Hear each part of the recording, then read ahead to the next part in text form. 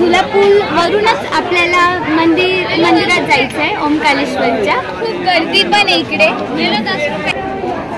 हे प्रवेशद्वार आहे बघा, मुख्य प्रवेशद्वार।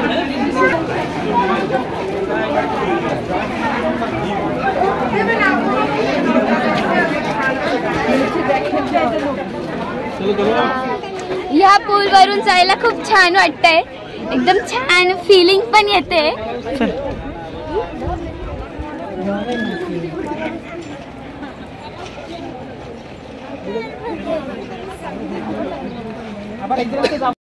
इथून आपल्याला ओमकालेश्वरचं मंदिर दिसतंय आणि खाली नर्मदा नदीचे दर्शनही होत आहे।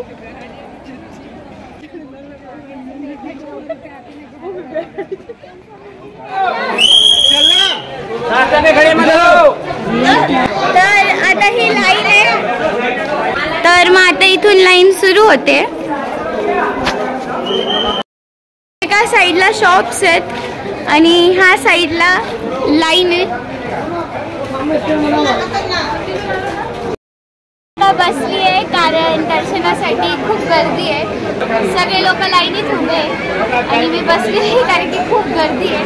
आणि अजून एक इकडचे घरं ना असे एकावरती एक असतात, म्हणजे आपली कशी सलग बिल्डिंग असते तसं इकडे एकावरती एक घर। काल रात्री आली होती, मम्मा तेच विचारत पडली एकावरती एक घर कसं काय राहू शकतात असं।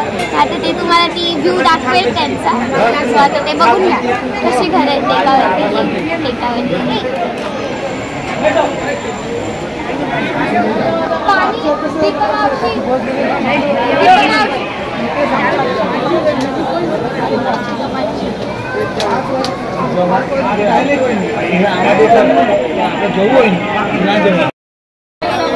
इथून दर्शन 100 मीटर लांब आहे अजून आणि एवढी गर्दी आहे। मंदिर दिसतंय आणि ही लाईन आहे।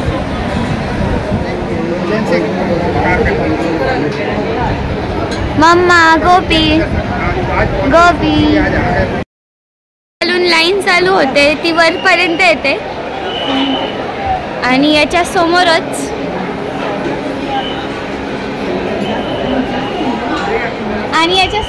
हे मंदिर आहे ओमकालेश्वरचं।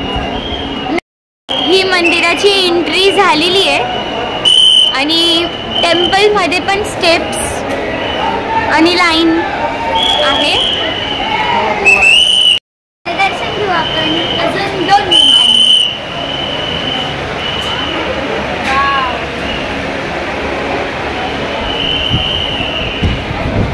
हे नाही का टॉप ऑफ द हिल वाटतंय मला।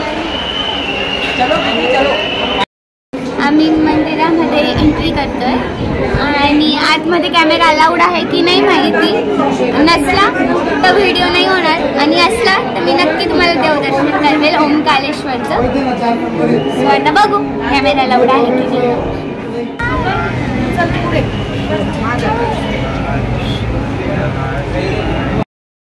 इकडे मम्मा कॅमेरा अलाउड नव्हता आणि गर्दी पण खूप होती, ते डायरेक्ट ढकलून द्यायचे। दर्शन करायला येतो तर ते डायरेक्ट चला चला चला चला म्हणून व्हिडिओ पण नाही काढता आला। आणि आता आम्ही इथून ओमकालेश्वर झाल्यानंतर ममलेश्वर आहे दुसऱ्या साईडच्या पुढला, तर आता आम्ही तिथे चाललोय आणि असं म्हणतात जोपर्यंत ओमकालेश्वर होत नाही तोपर्यंत आपल्याला ममलेश्वर करता येईल। तर आता आमचं ओमकालेश्वर झालेलं आहे, आता आम्ही ममलेश्वर करतो आणि देन सांगते नंतर।